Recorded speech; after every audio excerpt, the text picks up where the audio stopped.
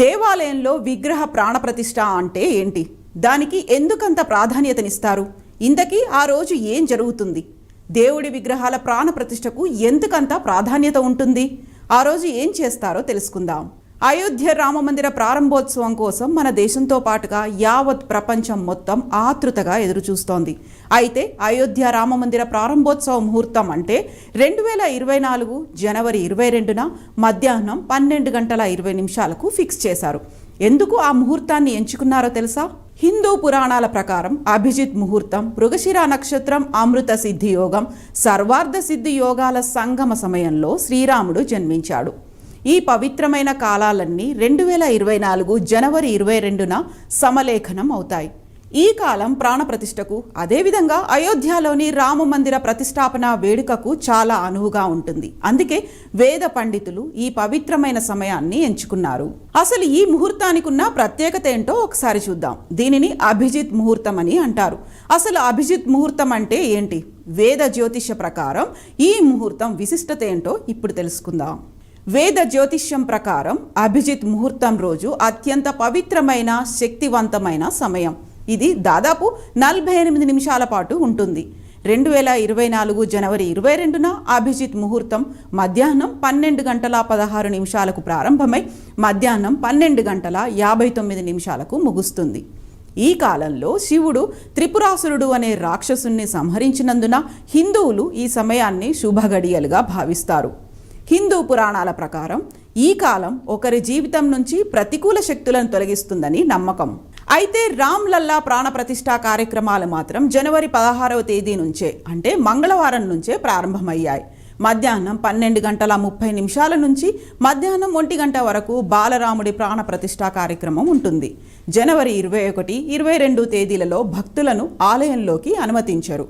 జనవరి 23వ తేదీన ఆలయంను తెరుస్తారు. అయోధ్యలో రామ్ లల్లా ప్రాణప్రతిష్ఠా కార్యక్రమాలు ప్రారంభమైన నాటి నుంచి 22వ తేదీ ఉదయం వరకు, అంటే దాదాపు వారం రోజుల పాటు జరిగే ప్రత్యేక పూజా కార్యక్రమాలేంటో తెలుసుకుందాం. 16వ తేదీ ప్రాయశ్చిత కర్మకుటి పూజ, అంటే ఆలయ నిర్మాణ సమయంలో ఏదైనా తప్పు జరిగితే క్షమించాలని ఆ శ్రీరాముణ్ణి వేద పండితులు కోరుతూ తప్పులను మన్నించమని చేసే పూజ అన్నమాట. దీని అనంతరం అయోధ్య బాలరాముని విగ్రహానికి ప్రతిష్టాపన ప్రారంభిస్తారు. ఇందులో భాగంగా బ్రాహ్మణులు ఒక ప్రత్యేకమైన దీక్ష తీసుకుంటారు. ఎంతో నిష్ఠతో చేసే ఈ పూజా కార్యక్రమానికి ఎన్నో ఆచార వ్యవహారాలు, సంప్రదాయ పద్ధతులు పాటిస్తారు. ఇక 17వ తేదీ ఆలయ పరిసరాల్లోకి దేవుడి ప్రవేశం జరుగుతుంది. రాములోరికి సమర్పించేందుకు సరయూ నదీ జలాన్ని భక్తులు మంగళ కలశాలతో తీసుకొస్తారు. ఈలోగా రామ్ లల్లా విగ్రహం అయోధ్యకు చేరుకుంటుంది. మరుసటి రోజైన 18వ తేదీ తీర్థ పూజ, జలయాత్ర కార్యక్రమాలను నిర్వహిస్తారు. అంటే మండప ప్రవేశ పూజ నిర్వహిస్తారన్నమాట. వాస్తు పూజ, వరుణ పూజ, గణేష పూజలు చేస్తారు. దీంతో అధికారిక ఆచారాలు ప్రారంభమవుతాయి. ఇక 19వ తేదీన ధాన్య దివస్ కార్యక్రమాన్ని ప్రారంభిస్తారు. అంటే ఆలయ ప్రాంగణంలో అగ్నిని వెలిగిస్తారు. ఆ తర్వాత నవగ్రహ యజ్ఞగుండాన్ని కూడా ఏర్పాటు చేస్తారు. ఆ మరుసటి రోజు అంటే 20వ తేదీన ఫల దివస్ కార్యక్రమాన్ని నిర్వహిస్తారు. ఫల దివస్ అంటే రామ జన్మభూమి ఆలయ గర్భగుడిని సరయూ నది నుంచి తెచ్చిన నీటితో శుభ్రం చేస్తారు. ఆ తర్వాత వాస్తు శాంతి, అన్నదాన కార్యక్రమాలను నిర్వహిస్తారు. ఇక 21వ తేదీన పుష్పా దివస్ కార్యక్రమాన్ని నిర్వహిస్తారు. అంటే ఆలయ ప్రాంగణంలో యజ్ఞం చేసిన తర్వాత ప్రత్యేక పూజలతో రామ్ లల్లా విగ్రహానికి 125 కలశాలతో స్నానోత్సవం, అభిషేకం నిర్వహిస్తారు. అంటే ఇక్కడికి ఆలయ శుద్ధి కార్యక్రమాలు ముగుస్తాయన్నమాట. ఇక మిగిలింది ప్రాణప్రతిష్ఠా కార్యక్రమం. దీనిని జనవరి 22, 2024న అత్యంత వైభవంగా ప్రాణప్రతిష్ఠా కార్యక్రమంతో పాటు అయోధ్య రామమందిర ప్రారంభోత్సవ కార్యక్రమం జరుగుతుంది. మధ్యాహ్నం 12:30 నుంచి మధ్యాహ్నం 1 గంట వరకు బాలరాముడి ప్రాణప్రతిష్ఠా కార్యక్రమం జరుగుతుంది. ప్రాణప్రతిష్ఠ జరిగే సమయంలో ఆలయంలోకి ఎవరినీ అనుమతించరు.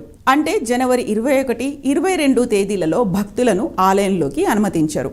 మరుసటి రోజు అంటే జనవరి 23వ తేదీన ఆలయం తిరిగి తెరుచుకుంటుంది. ఇక ఈ ఈవెంట్కు హాజరయ్యేందుకు దేశ విదేశాల నుంచి ఎంతో మంది ప్రముఖులు రానున్నారు. ఇప్పటికే 100కి పైగా చార్టెడ్ విమానాల్లో అతిథులు అయోధ్యకు చేరుకుంటున్నారు. ప్రాణప్రతిష్ఠ కార్యక్రమం కోసం 150 దేశాల నుంచి భక్తులు హాజరయ్యేందుకు అవకాశం ఉండడంతో ఇప్పటికే ఉత్తరప్రదేశ్ ప్రభుత్వం ఏర్పాట్లు పూర్తి చేసింది. అయితే ఆదివాస్ ప్రోటోకాల్స్ ఆచార్యులు సాధారణంగా ప్రాణప్రతిష్ఠ వేడుకలలో 7 ఆదివాసీలు ఉంటారు. దీంతో పాటుగా కనీసం 3 ఆదివాసాలు ఆచరణలో ఉంటాయి. 121 మంది ఆచార్యులు కర్మకాండలు నిర్వహిస్తారు. శ్రీ గణేశ్వర శాస్త్రి ద్రవిడ్జీ అనుష్ఠానం అన్ని కార్యక్రమాలను పర్యవేక్షిస్తూ యాంకరింగ్ కూడా చేస్తారు. ఇక విశిష్ట అతిథులుగా దేశ ప్రధానమంత్రి నరేంద్ర మోదీ, రాష్ట్రీయ స్వయం సేవక్ సంఘ్ పూజనీయ సర్ సంఘ చాలక్ మోహన్ భాగవత్జీ, ఉత్తరప్రదేశ్ గవర్నర్ ఆనందీబెన్ పటేల్, యూపీ ముఖ్యమంత్రి యోగి ఆదిత్యనాథ్, ఇతర గౌరవనీయుల సమక్షంలో ప్రాణప్రతిష్ఠ నిర్వహించబడుతుంది. ఇక్కడ ఇంకొక విశేషం ఏంటంటే భారతీయ ఆధ్యాత్మికత గొప్ప వైవిధ్యానికి ప్రాతినిధ్యం వహిస్తున్న ఈ కార్యక్రమంలో వివిధ పాఠశాలలు, సంప్రదాయాలు, విభాగాలకు చెందిన ఆచార్యులు, 50 కంటే ఎక్కువ ఆదివాసీ, గిరివాసి, తతవాసి, ద్వీపవాసి, గిరిజన సంప్రదాయాలకు చెందిన వ్యక్తులతో పాటు ఆతిథ్యం ఇస్తారు. చారిత్రాత్మక తరుణంలో కొండలు, అడవులు, తీర ప్రాంతాలు, ద్వీపాల నుంచి గిరిజన సంఘాలు ప్రాతినిధ్యం వహిస్తాయని, ఇది ఇటీవలి దేశ చరిత్రలో ఒక ప్రత్యేకమైన చేరికను సూచిస్తుందని ట్రస్ట్ తెలిపింది. ఇక అయోధ్య రామయ్య పాదాల చెంత 108 అడుగుల భారీ అగరబత్తిని వెలిగించారు. రామయ్యకు తమ గ్రామం నుంచి ఏదైనా కానుక ఇవ్వాలని భావించిన గుజరాత్లోని వడోదర తర్సాలి గ్రామం ఈ 108 అడుగుల అగరబత్తిని తయారు చేసింది. ఈ భారీ అగరబత్తి కారణంగా రాముడికి రోజు ధూపం వేయాల్సిన పని కూడా తప్పుతుందని గ్రామస్తులు అంటున్నారు. విహాభాయ్ అనే రైతు ఈ అగరబత్తిని తయారు చేశారు.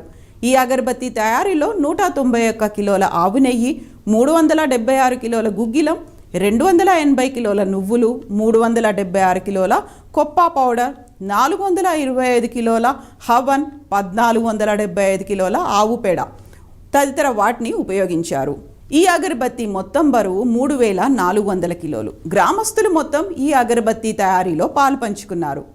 అయోధ్య చేరిన ఈ అగరబత్తిని శ్రీరామ్ జన్మభూమి తీర్థక్షేత్ర అధ్యక్షుడు మహంత్ నృత్యగోపాల్ దాస్ సమక్షంలో వెలిగించారు. ఇక రామ జన్మభూమి అయిన పవిత్ర అయోధ్య నగరంలో నిర్మించిన రామ మందిరంలో మరో అద్భుతం ఏంటంటే ఆలయంలో బంగారు తలుపులు ఏర్పాటు చేయడం. అంటే అవి 1, 2 కాదు, ఏకంగా 46 బంగారు తలుపులను ఏర్పాటు చేశారు. ఇక రామ మందిర ప్రారంభోత్సవ ముహూర్తం దగ్గర పడుతున్న నేపథ్యంలో ఇప్పటికే గర్భగుడి మొదటి అంతస్తులో బంగారు తలుపులను ఏర్పాటు చేశారు. గర్భగుడి పై అంతస్తులో 12 అడుగుల ఎత్తు, 8 అడుగుల వెడల్పుతో ఉన్న తలుపులను ఏర్పాటు చేశారు. రామాలయంలో మొత్తం 46 తలుపులు ఏర్పాటు చేయగా వాటిలో 42 ద్వారాలకు బంగారు పూత పూయనున్నట్లుగా యూపీ ప్రభుత్వం తెలిపింది. అంతేకాకుండా అయోధ్యకు వచ్చే అతిథులకు బహుమతులను ప్రదానం చేయనున్నారు ట్రస్ట్ నిర్వాహకులు. వచ్చే అతిథుల కోసం 2 బహుమతులను ఇవ్వనున్నారు. ఒక బాక్సులో లడ్డు ప్రసాదం ఉంటుంది. స్వచ్ఛమైన మన దేశంలో తయారైన నెయ్యితో తయారు చేసిన మోతీచూర్ లడ్డును అతిథులకు అందచేయనున్నారు. ఇక 2వ బాక్సులో అయోధ్య నేలమట్టి, సరయూ నది నీళ్లతో పాటుగా ఒక మెమంటోను కూడా ప్రదానం చేయనున్నారు. మొత్తానికి అయోధ్య